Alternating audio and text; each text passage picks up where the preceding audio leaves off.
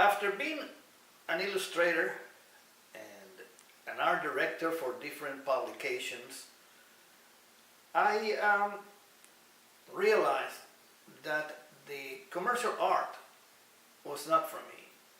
Mainly because in commercial art you have to meet deadlines, you have to please a clientele because they want certain things done certain ways, and you have to so you don't have that kind of a freedom to be able to create whatever your mind dictates. Let's put it, inspiration. You don't depend on inspiration, you depend on the money that they pay. So I decided to change course, go from commercial art to fine art.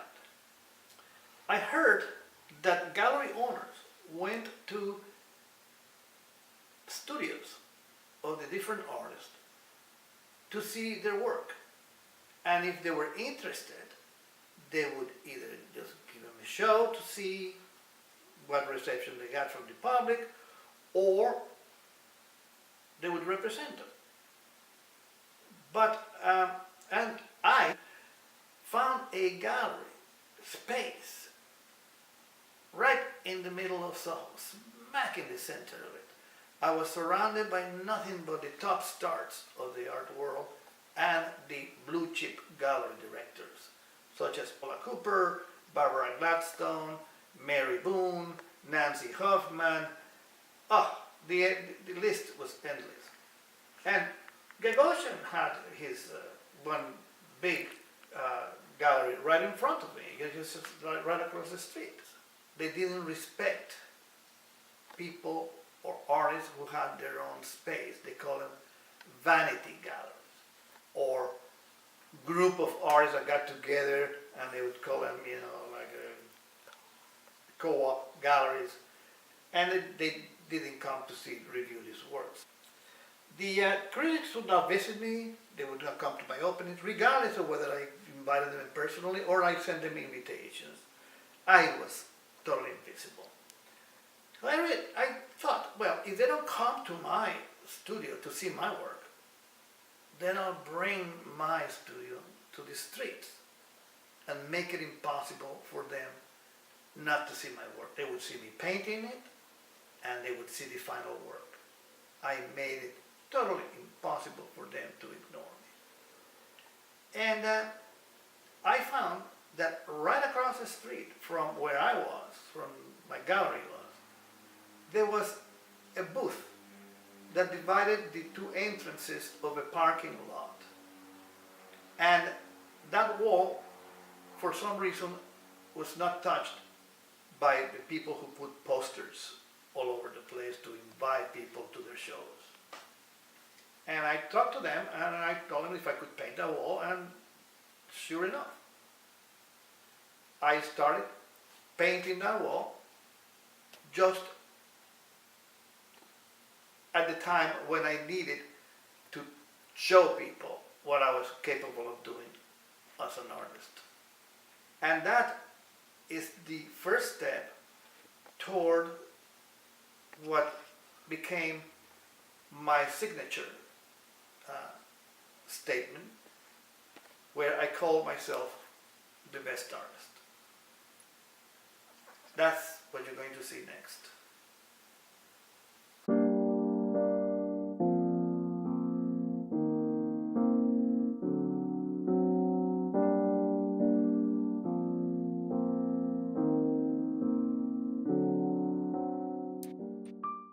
This is the first painting that I did across the street from my gallery. It was a booth that was clean and nobody had touched it. So I started doing realistic paintings like these shadows and things like that. And at times I just did whatever I want. This is done with tennis balls that I threw at it. And then I made a Clifford stills, but I didn't know that the man existed of his. And somebody wrote, "This has been done. This is the Clifford still." So I wrote Rene. I didn't know that.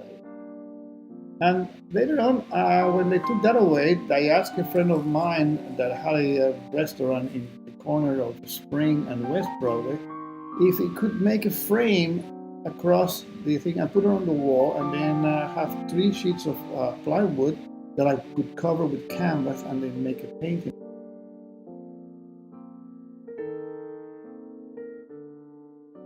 That was the beginning of it. I was loving it because a lot of people would come by and talk to me and ask me what I was doing. You know, I was just letting people know who I was. And it was an amazing.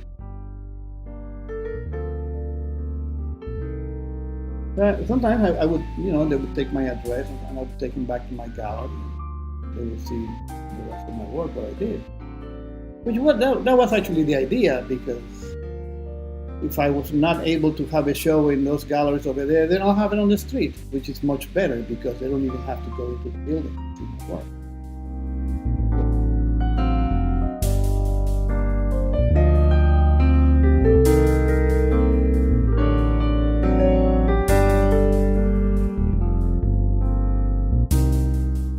Like this was the video because it's sitcom.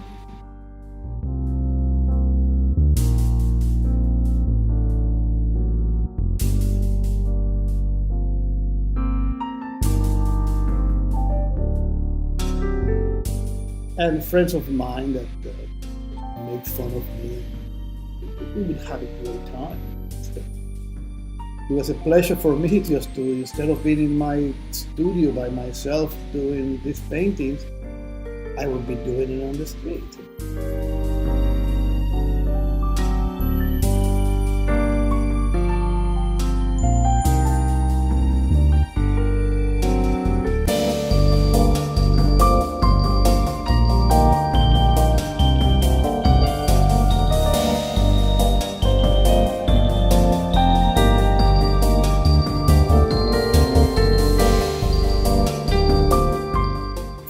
Over here they wrote, "Hey Samo, where are you? We need you." Basquiat was known as Samo, and he used to write on walls, and people would get mad at him. You know, he was just a vandal at that point. The graffiti movement had not started yet. I was the only one at this point who was doing this legitimately. And then I came up with the idea of things all the time. Whoever took a picture of it at the time, it had one of a kind, because it wouldn't last long. Somebody would face it or something to it, and I would have to change it. Or if they didn't touch it, then I would just do whatever I wanted to do. I just enjoy painting, and I've been out there in contact with the public, and they felt free to tell me whether they like it or not.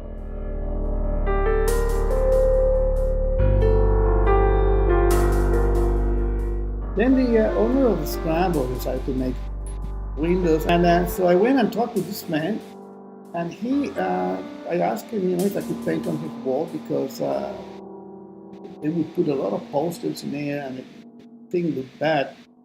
If he didn't like what I was doing, I would just stop and no questions asked. You know.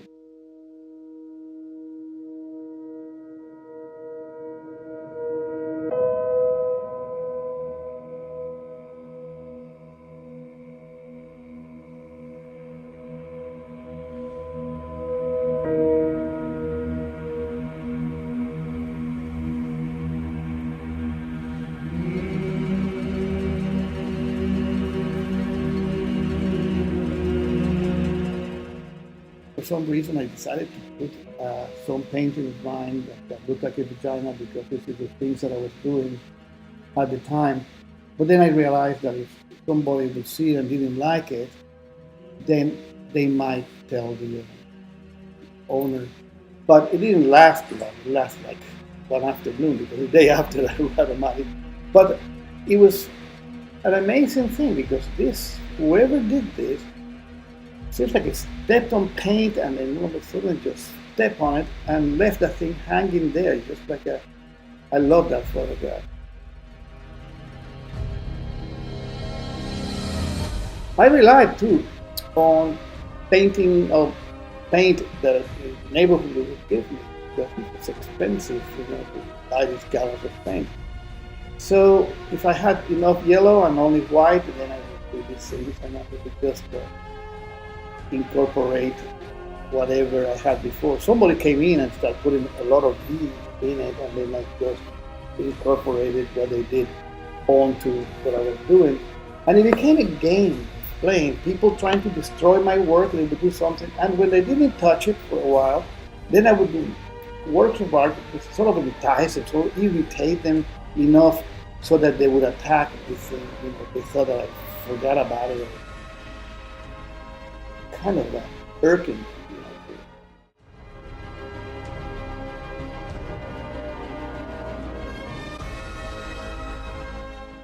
In those days, my best critics, of course, became the public or the other artists, and they would write things like, "I am the best mayonnaise," just to walk away.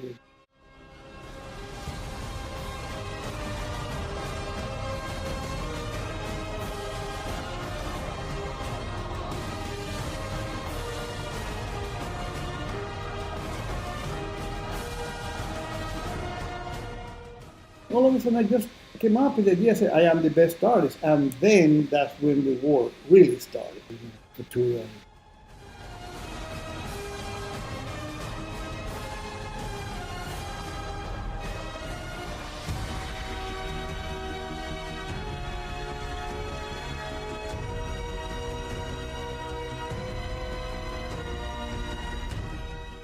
And they would write like, "I am the best artist." They would be very creative in doing these things to me.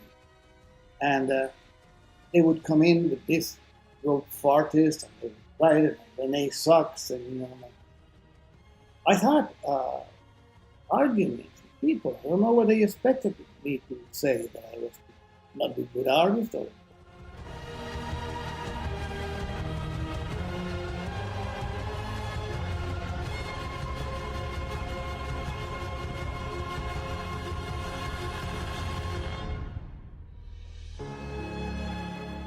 you're a fool, you're the best fool.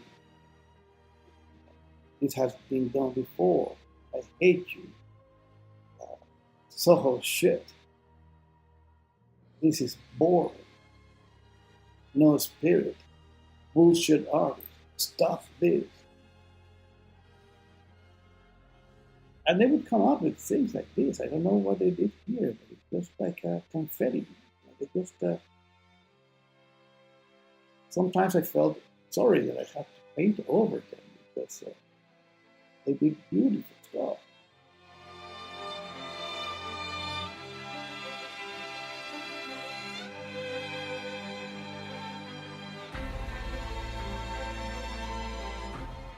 I feel that it's a shame that the world of art, I miss this, because it was such a expression of one artist against the establishment, both artists and gallery owners.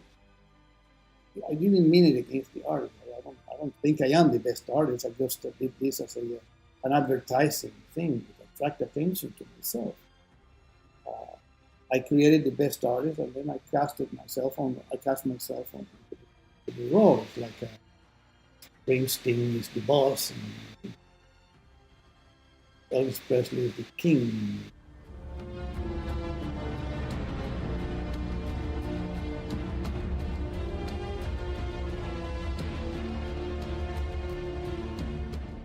Here's Jean-Michel Basquiat. Now this is when he was just about to come into the scene.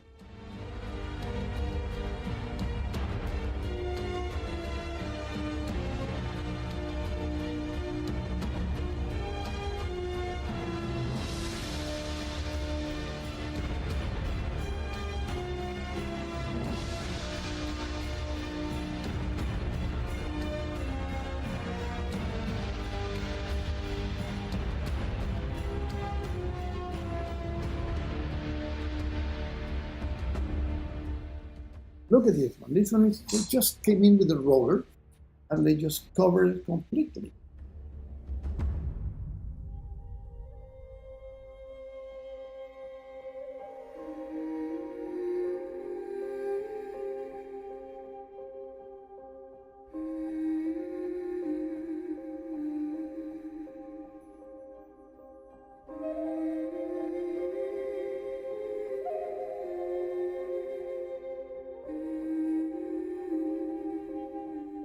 and I stamped my name. I am the best artist. I am the best artist all over the place.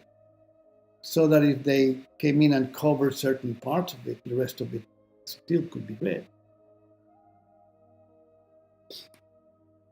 And David Davidovich interviewed me over here. This one, he had a cable TV, and he was the first person who paid attention to what I was doing.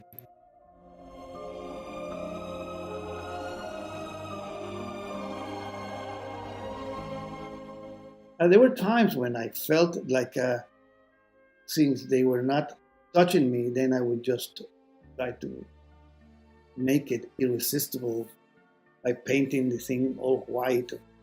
But all of a sudden, they would lift my spirits again by doing this. Look what they did to them. They would just come with gallons of paint and just throw them in front of it.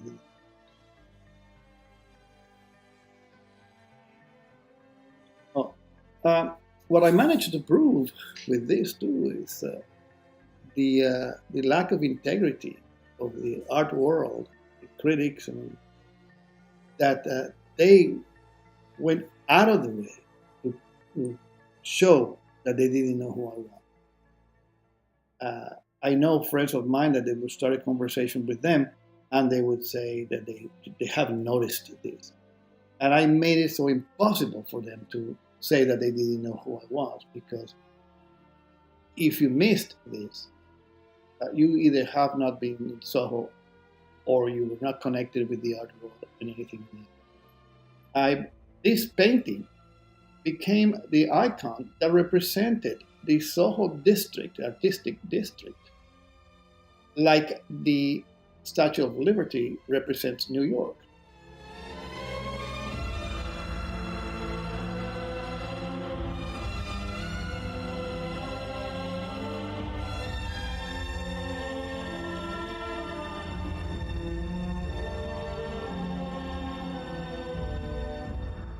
Look at this guy.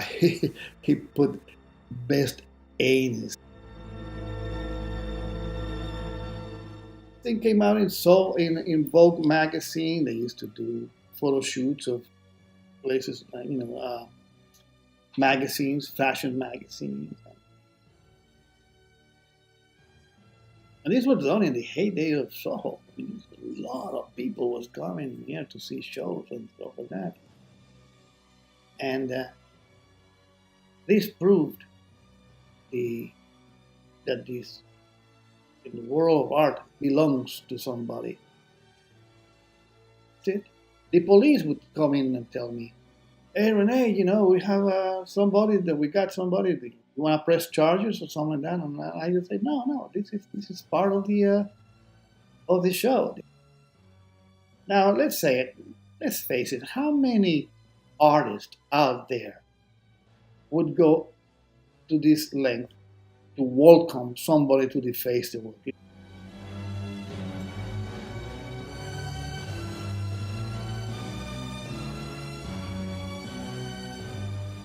I had one man come in to me, and all of a sudden, was telling me that I was ruining his work every time that he did something to ruin his work. So I just didn't want to argue with him, but out of the blue, I didn't see that he had behind his back a kind of mace, and then he just sprayed my face. When I told him, "Hey, you want to ruin my work? Go ahead and do it. But, I'm not going to let you keep it there." So he just got this spray can and just sprayed my face.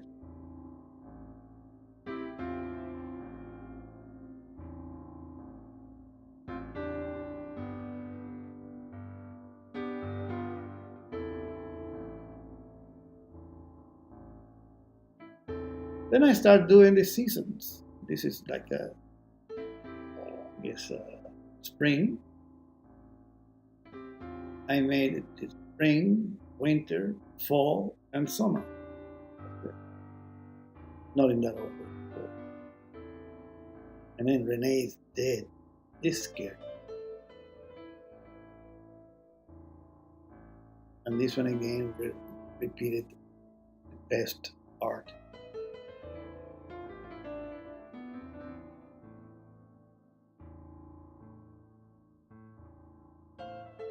Of all the things that I missed about this place is that I had hair. In some of this photograph, you can see that I am starting to lose it.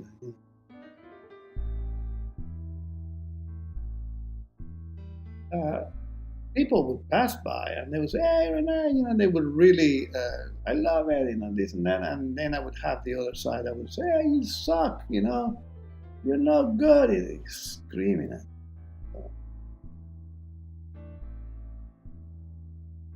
The public became my critics. And they not only said it behind my back, but they demonstrated, because this was not an accident. They came over here and they did this things.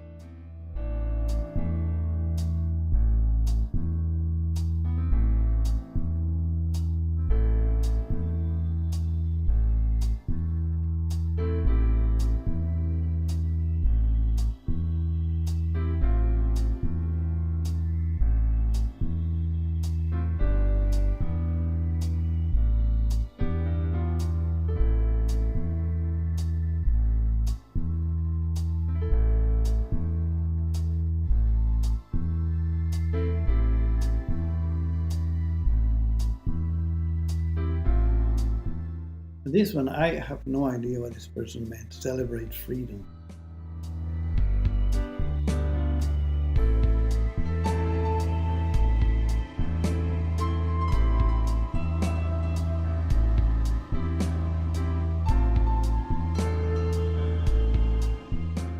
People would leave cans of paint in I would open the door to my gallery, and then there would be these gallons of paint, or used paint, and just as a present for me to do this. It's just an amazing thing.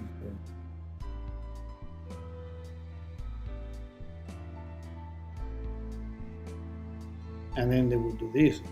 I would get so many calls during the day, and here the Twin Towers, amazing.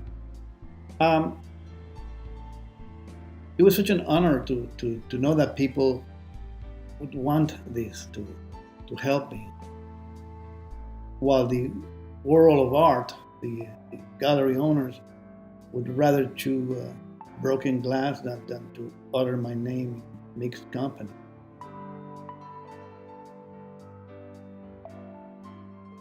Someone would come in, so ardent.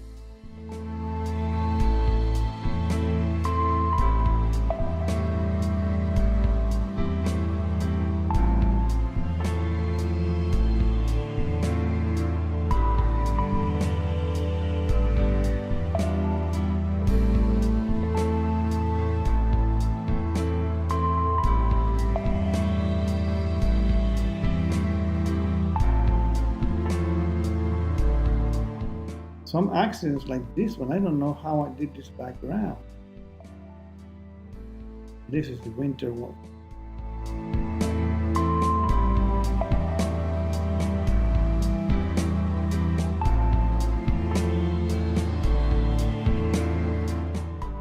This is the summer.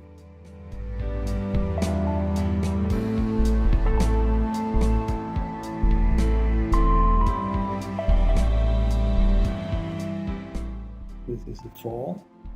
And this is amazing. It's like poetic justice that this is the fall, which could be taken as the fall of the painting end of, because the owner of the place where I was able to paint the building exchanged hands, and the lady that took over thought that I would have become famous thanks to them, and now I had to pay them $500 to continue doing this.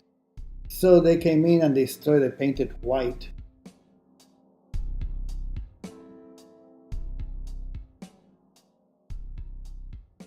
So I came in the middle of the night and I just painted back into I am best artist.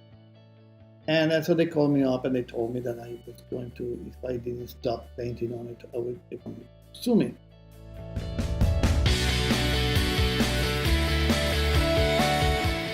And now they run out of paint, so they put all these papers on it. And as I said before, the poetic justice, don't be chicken about the artistic views.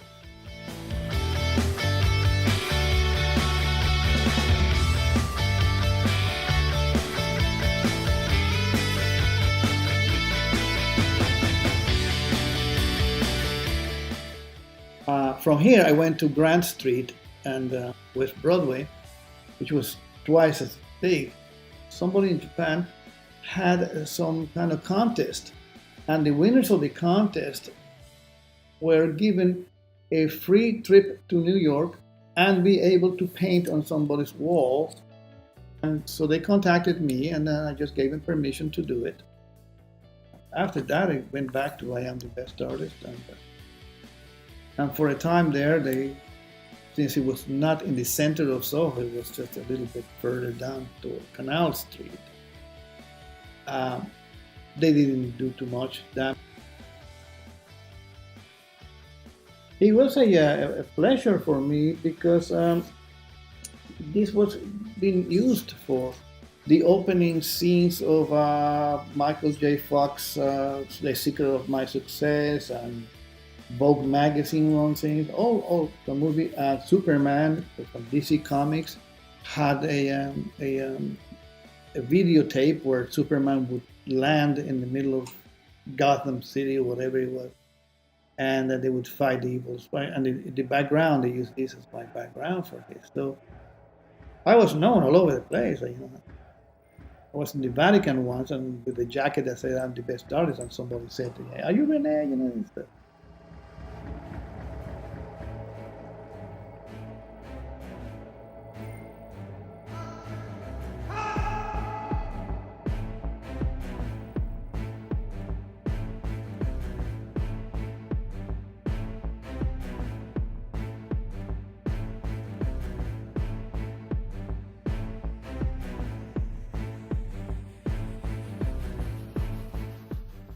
It came to a point where the owners of the places would call me up and tell me, "Would you paint my walls?" And at one point, I had 7 of these murals going all over the place.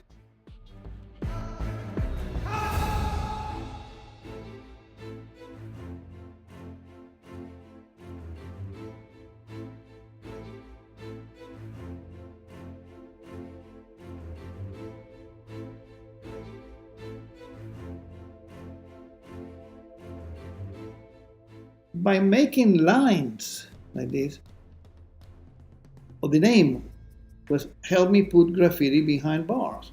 Because whenever they did something to my work, as you can see here, all I had to do with one color, do bars over it. And whatever they did would land behind.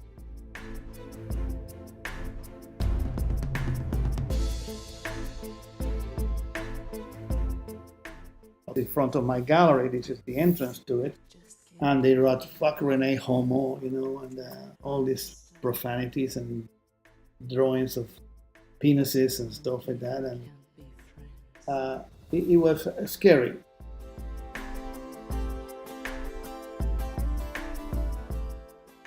They told me that they were going to asphalt the parking lot that was across from me, and they asked me if I could paint the walls.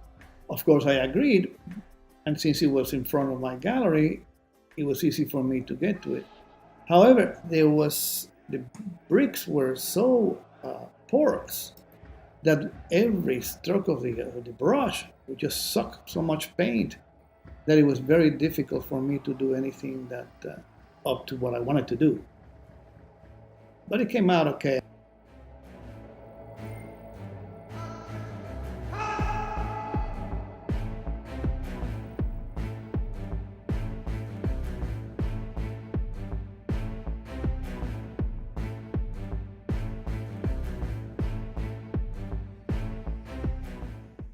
By this time, of course, all the galleries were leaving Soho and they were migrating to Chelsea.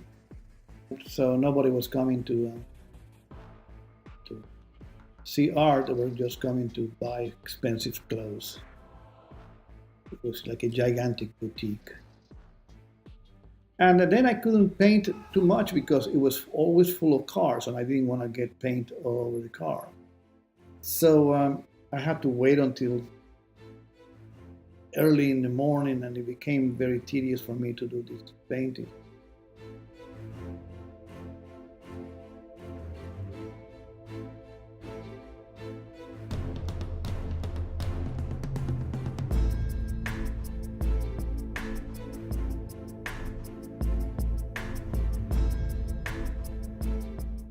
So what I did was I paint I am the best artist on the top, above the cars, as you can see here. And then that way they couldn't graffiti my work, or I couldn't take my art on it. We just can't get enough of that hot stuff. When we even can. By 1990, so after I had to leave Soho, they then started taking over, and they destroyed everything. However, they couldn't get to I am the best artist, which is the last one painting that I had onto it.